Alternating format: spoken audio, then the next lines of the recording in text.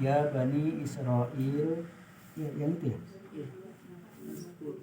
Ya Bani Israil azkuru ni'mati allati an'amtu 'alaikum wa aufu bi ahdi ufi bi ahdikum wa iyaya farhabun.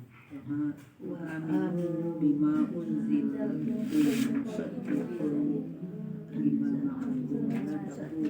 Wala kafirin bih tastaru bi ayati tamanan qalila wa iyaya fattaqun. Alhamdulillah. Ya Bani, wahai Bani ini anak atau keturunan. Berarti ketika ya Bani Israel berarti hai Bani Israel, berarti keturunan Israel, anak keturunan Israel itu maksudnya. Kalau belajar bahasa Arab ini namanya munada mudhof. Ya, munada mudhof. Munada itu yang dipanggil, munadinya Allah. Ya, yang memanggil, alatnya ya. Wahai Bani Israel, uzkuru. Dari kata zakaro yazkuru uzkur. Ya, kalau zakaro past tense telah menyebut. Kalau yazkuru sedang akan menyebut, uzkur sebutlah. Berarti uzkuru artinya adalah ingatlah atau sebutlah. Kalau di sini mungkin cocoknya karena di hubungannya dengan nikmat, berarti ingatlah. Uzkuru, ingatlah kalian nikmatia, terhadap nikmat-nikmatku. Beda dengan beda ya. Jadi kalau boleh di belajar bahasa Arabnya, jadi ada uzkur asalnya itu untuk menunjukkan satu orang. Sebutlah olehmu, ingatlah kamu.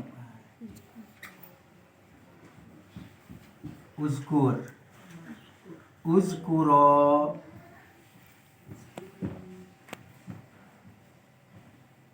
uzkuru. Ini yang belajar di pesantren. Ya. Uzkuri.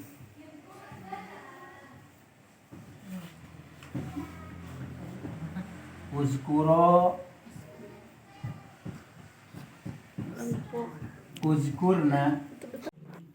Ya, nenek moyang para nabi. Tapi nenek moyang manusia, Nabi Adam. Ini harus dibedakan. Nenek moyang nabi, para nabi dan rasul, Nabi Ibrahim. Nenek moyang manusia, Nabi Adam.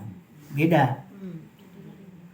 Kalau bolehlah kita gambarkan, ini Nabi Ibrahim. Nabi Ibrahim. Nah, dari Nabi Ibrahim itu punya anak. Ada 2 cabang. Cabang pertama adalah Bani Ismail. Dari Ibrahim itu adalah Ismail. Maka terakhir adalah Isa.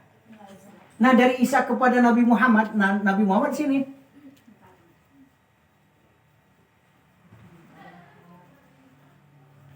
Nah, ini Nabi Muhammad sini. Dari Arab Mustaribah. Keturunannya langsung dari Isa. Hubungannya tuh. Maka dari jalur Ibrahim, Ismail ke Nabi Muhammad. Isa dulu sebelumnya. Tapi dari Isa ke Nabi Muhammad itu fatrah namanya. Kosong kenabian dan kerasulan dalam waktu ribuan tahun katanya. Sehingga karena kosong dari kenabian, banyak nan sase. Ceramah dado, peringatan dado. Nah itu. Sasenya awak sebenarnya kalau dado nan dikaju-kajuan awak di kanak-kanaan. Dado nan menunjuan awak. Bisa sase awak. Yusuf, itu dari sini nih. Yusuf nih. Yusuf. Jadi Nabi Nuh, Nabi Lut. Nah tuh. Lut itu kemenakan daripada Nuh. Ada hubungannya dengan Nabi Ibrahim. Dan dari sini tuh Nabi. Dari Ibrahim ke Ismail, Nabi sampai Isa. Makanya wajar kalau Nabi Ibrahim disebut sebagai nenek moyang para nabi dan rasul. Karena dari Nabi Ibrahim inilah cabang-cabangnya keturunannya adalah menjadi nabi dan rasul. Hanya ada yang dari Bani Ismail, ada yang Bani Israel. Nah, nan agak tapi santiang utaknya kancang, IQ-nya tinggi dari Bani Israel, Yahudi. Nah, ini Yahudi dari sini. Ya, kenapa? Mereka keluar dari ajaran yang asli. Dari ajaran Ibrahim keluar, Ishak keluar, dari Yakub dan keturunannya keluar, akhirnya sesat. Itulah yang Yahudinya. Terus Adam itu siapa keturunannya Ustaz? Apa? Yang Nabi Adam. Nabi Adam? Ibrahim kan? Oh, Nabi Adam di sini ya, Nabi Adam. Ya, nanti. Makanya nanti insya Allah saya akan buatkan ranji-ranji. Mudah-mudahan. Setuju atau tidak? Pengen tahu, pengen tahu. Setuju banget. Banget ya. Oke banget ya. Ya banget juga, entah setuju atau enggak. Pokoknya setuju banget ya. Nah, kita buat ranjinya nanti. Nabi Adam kemana. Sampai ada nabi satu-satunya manusia di atas dunia. Mulai dari Nabi Adam sampai manusia terakhir. Ada satu hamba Allah yang tidak pernah melakukan dosa sedikit pun, sekalipun. Jangankan 2, 3, 4, sekalipun. Nabi Muhammad ada? Ada ya. Ketika saya akan kerjakan besok, ditegur langsung oleh Allah. Berarti melakukan kesalahan Nabi Muhammad. Jangan kamu katakan besok godan, tapi insya Allah. Ketika Nabi sedang dengan pembesar Quraisy, akhirnya datanglah Umi Maktum yang buta. Apa kata Nabi? Tunggu ya, Umi Maktum. Saya sekarang sedang ada rapat dengan pembesar Quraisy. Langsung teguran Abasa wa tawalla. Surat Abasa turun. Nah gitu kan. Dan masih ada lagi. Nah itu. Siapa yang nggak berdosa? Ya? Yang nggak pernah kesalahan sama sekali itu siapa? Iya. Siapa ya? Satu-satunya manusia yang tidak melakukan dosa adalah Nabi Yahya. Kenapa Nabi tersebut bisa tidak melakukan dosa? Apa? Para nabi dan rasul yang lain melakukan dosa dan kesalahan. Nabi yang lain ada? Contoh. Nabi Yunus yang terkenal dengan Zunnun, gelarnya memiliki ikan besar. Itu arti Zunnun itu. Ya. Dia melakukan kesalahannya apa? Magaruto ya. Berturu-turu ya. Kesal, berang, mugodiban. Ya, akhirnya dia tinggalkan kaumnya karena tidak mau bertauhid. Akhirnya apa? Diperintah diuji juga akhirnya. Karena kesal tadi diuji, dimakan ikan. Diundi. Padahal orang yang di dalam kapal itu udah mau sebenarnya Nabi Yunus juga dimasukkan ke dalam. Tapi 3 kali undian Nabi Yunus harus dikeceburkan, Yunus harus dikeluarkan, Yunus lagi. Akhirnya keluar. Tapi kan skenario Allah. Ikan sudah diperintahkan oleh kan, ya lutok saja telan. Dan bahkan di dalam Al-Quran itu surah Al-Anbiya dari ayat yang ke-80 ke atas itu ceritanya gini. Ikan dan surat As-Sofat, ikan kamu telan, jangan kau rusak daging Yunus. Kau telan Yunus, tapi jangan kau patahkan tulang belulangnya. Akhirnya sampai sujud, sampai beribadah di dalam ikan. Padahal berada di 3 kegelapan.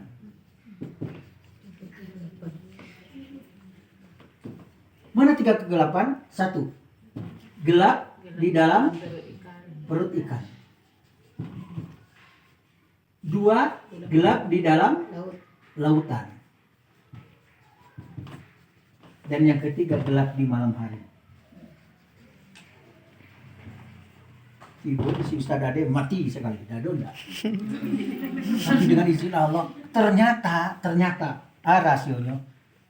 Kecil Nabi akhirnya kesaksian dari Nabi Muhammad, Nabi terakhir. Siapa yang ingin dihilangkan kesusahan, kegalauan, penderitaan, kemudian ujian yang bertubi-tubi yang tak sanggup lagi rasanya kita berikan, maka rajinlah membaca doa atau ungkapan Yunus. La ilaha illa anta subhanaka inni kuntu minadz dzalimin. Terus ada ulang-ulang. Nah itu.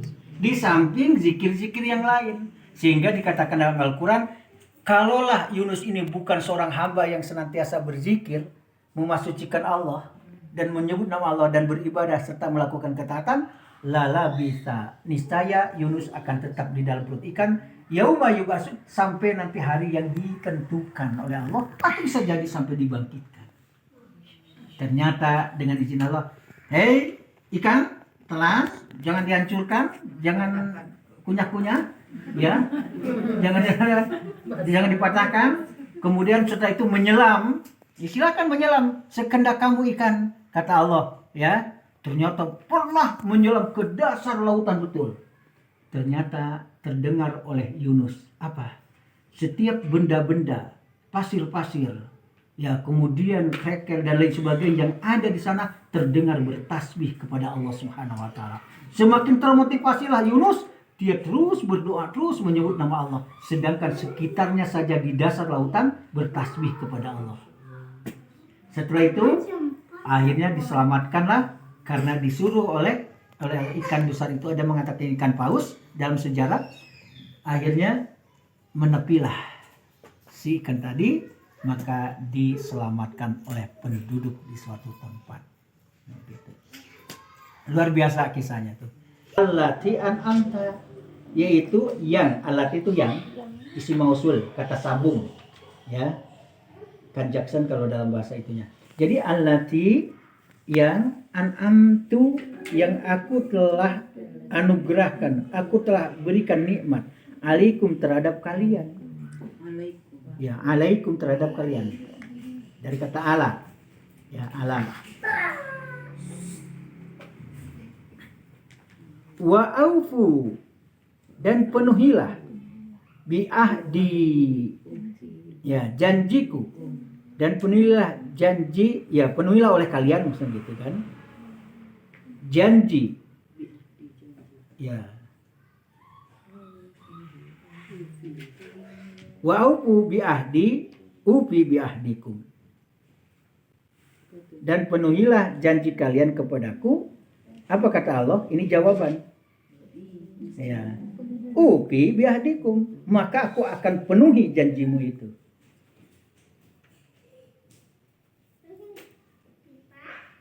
Jadi penuhi saja janji. Janji awakan kepada Allah, mengakui Allah satu.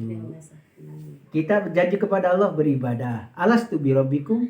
Bayangkan sedang di dalam janin itu, ya, di dalam perut, ketika siap ditiupkan ruh itu, maka akan ada pertanyaan di dalam surah Al-A'raf, alastu birabbikum, bukankah aku ini adalah Tuhanmu?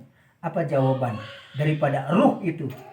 Ya, janin kita semuanya itu, kita yang sekarang tidak tahu, padahal Allah sudah ngasih tahu dalam Al-Quran surah Al-A'raf bahwa ya bala, benar. Maksud bala di sini adalah benar, engkau adalah Tuhan. Jadi kita semuanya adalah sudah bertuhan satu. Itu hakikatnya kita semuanya. Wa iya ya farhabun, dan hanya kepadakulah kalian harus takut, harus tunduk, harus patuh, ya, harus ikut. Mungkin satu ayat dulu lah.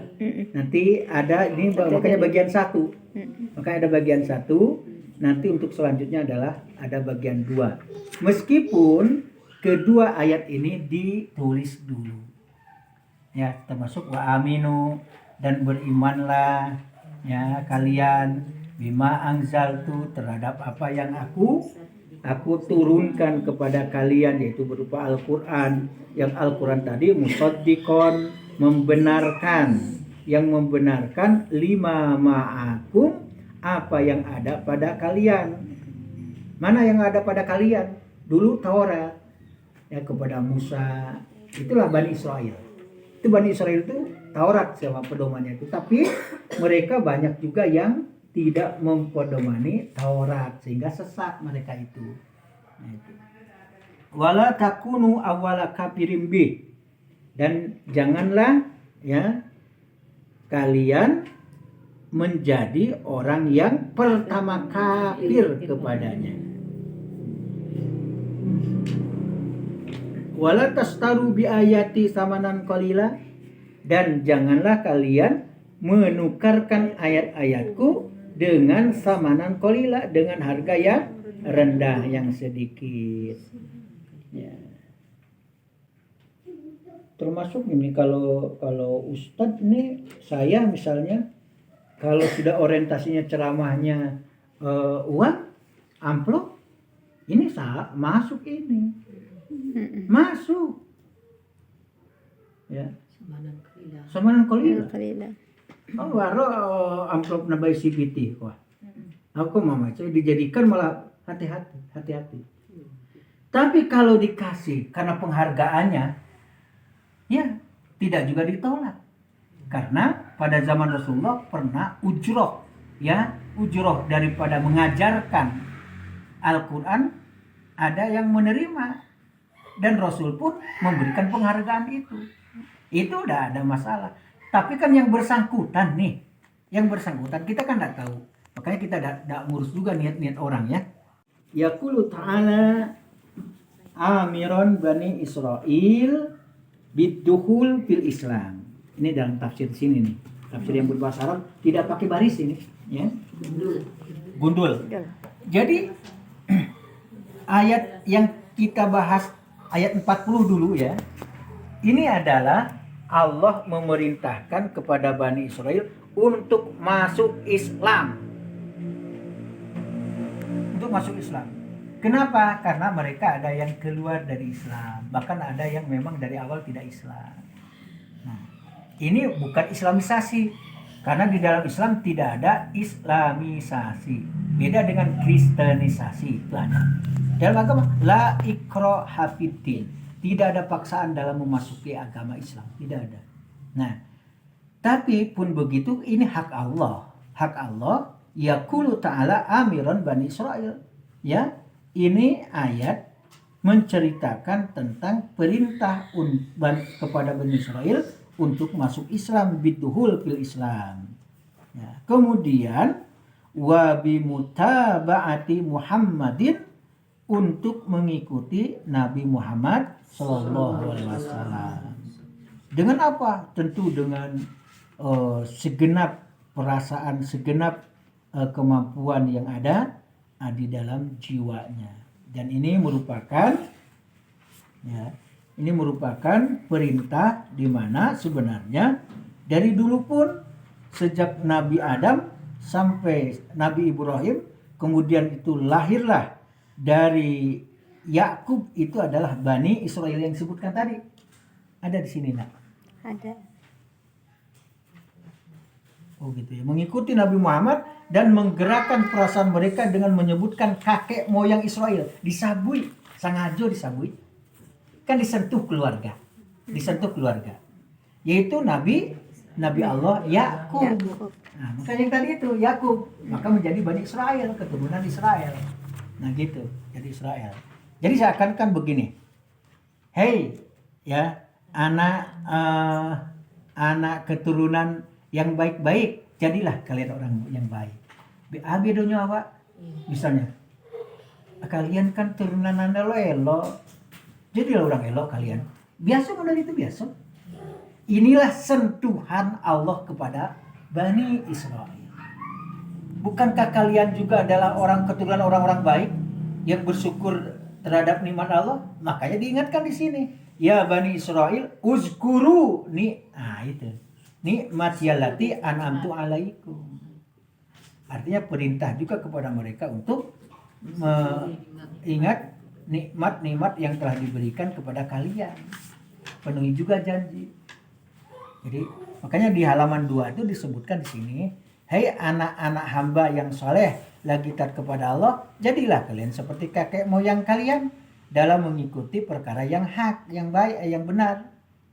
Perihalnya juga sama dengan perkataan, hei anak-anak orang yang dermawan, ya berdermalah.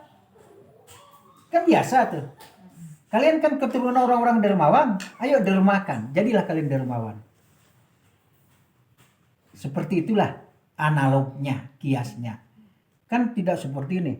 hei kalian kan keturunan orang-orang yang dermawan, cekelah kalian, kan tidak seperti Yakub.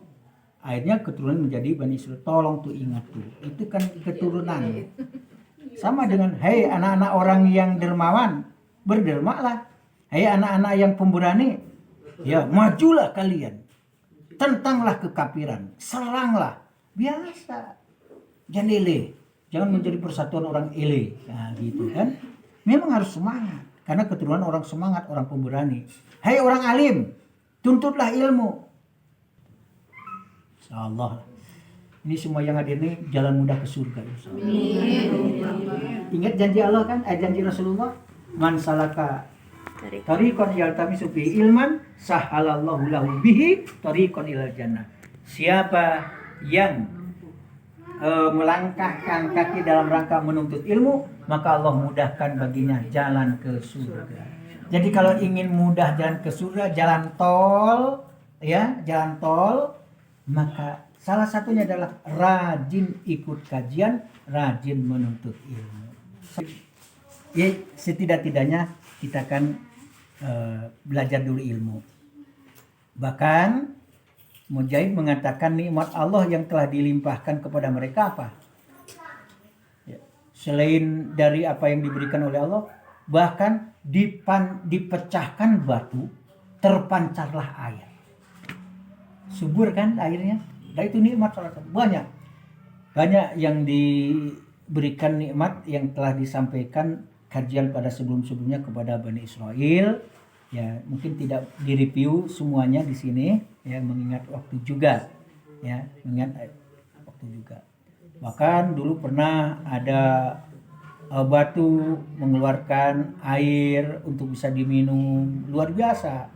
Kemudian nikmat yang diberikan kepada Bani Israel apa? Mana wasalwa. Apa arti mana? Makanan yang lezat-lezat. Ya, ya, minuman, jenis minuman, salwa, ya gitu. Ya, jenis mana wasalwa itu jenis burung yang ketika itu, ya, ada burung yang dagingnya enak sekali. Ya. Kemudian ada jenis minuman yang enak sekali. Itu adalah mana wasalwa. Itu diberikan kepada Bani Israil, kepada yang lainnya tidak. Banyak sekali. Ya. Diutusnya banyak nabi dan rasul, itu juga adalah nikmat besar kepada mereka. Maka diingatkan oleh Allah, hei Bani Israil, ya Bani Israil, uzkuru ni'mati allati an'amtu alaikum wa aufu bi ahdi ufi bi ahdikum wa iyaya farhabun. Banyak tafsirannya di sini, ya. Bahkan di ayat yang ke-40, penuhilah janji. Yang ayat ke selanjutnya nanti dilewat saja sampai an'amtu alaikum. Termasuk nikmat terakhir apa? Dibebaskan dari cengkraman Fir'aun. Kemudian masalah janji ini. Kalau di buletin ini di halaman 3 ya. Dan penuhilah janji kalian kepadaku, niscaya aku akan penuhi janjiku kepada kalian. Apa maksudnya? Janjiku yang telah aku bebankan di atas pundak kalian terhadap Nabi Shallallahu Alaihi Wasallam. Bila dia datang kepada kalian, niscaya aku akan menunaikan apa yang telah aku janjikan kepada kalian. Janji tersebut ialah kalian bersedia mempercayai Nabi Muhammad SAW dan mengikutinya. Maka sebagai imbalannya aku akan menghapuskan semua beban dan belenggu-belenggu yang berada di pundak kalian karena dosa-dosa kalian yang ada sejak kakek moyang kalian. Tuh bayangkan. Artinya apa? Berita Nabi Muhammad akan diutus menjadi nabi terakhir dan akan bertemu juga dengan Bani Israel itu sudah dijanjikan. Maka kalau nanti di antara mereka 12 orang pemimpin. Wih, mantap, diangkat jadi pemimpin. Sesungguhnya aku beserta kalian. Sesungguhnya jika kalian mendirikan sholat, menunaikan zakat, beriman kepada rasul-rasul, kemudian bayangkan rasul-rasulnya kuah. Dak sabare dosa Bani Israel ketimbang dosa Allah. Jadi Allah apa? Sedangkan dosanya sudah kelewatan batas saja, ya, masih ada harapan diampuni. Apalagi umat Nabi Muhammad, apa kelebihan umat Nabi Muhammad? Ya. Baru lahir saja sudah ada tanda husnul khotimah. Itu umat Nabi Muhammad. Yang kedua apa? Umat Nabi Muhammad. Karajo sakete pahalo gadang. Iya serius. Contoh saja. Perintah sholat pertama berapa? 50. Coba karajoan di awal 50. Satio setengah jam sholat awak. Kira-kira latihan awak. Bilo bakar rajo awak. Bilo mencari nafkah. Bilo peraun awak. Hah? Di Padang Panjang saja ada Papa Chandra, Padang Panjang Candu Raut. Hah? Nah gitu. Coba nggak terbayang. Ternyata setelah diberi saran oleh Musa, diberi saran oleh yang lain, ya ternyata apa?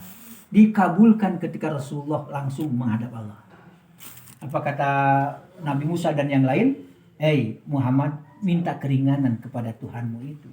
Sedangkan Bani Israel nan tinggi gadang kue-kue saja datalo nyo, datalo. Apalagi umatmu kene kete, randa, coba yang kendak talo. Akhirnya dikabulkan. Tapi tidak mengurangi nilai. Apa maksudnya? Keistimewaan umat Nabi Muhammad, biarpun 5 kali sehari, tapi nilainya 50. Karena 1 kali 10. Ya wal hasanah bi asri amsalia. 1 kebaikan umat Nabi Muhammad dilipat gandakan 10. Alif lam mim, bukan 3, 30. Apalagi dibaca surat Al-Fatihah, sudah sekian pahala kita. Belum lagi wirid pengajian, kajian seperti ini. Ya Allah, wajar saja kita semuanya adalah calon penghuni surga. Amin. Kenapa? Rajin-rajin, ya, termasuk menerima apa yang dihidangkan. Terima, doakan. Itu juga kebaikan. Ya, ada apa-apa, silakan. Ya, ada apa-apa. Untuk lebih jelasnya, yuk baca aja ini ya.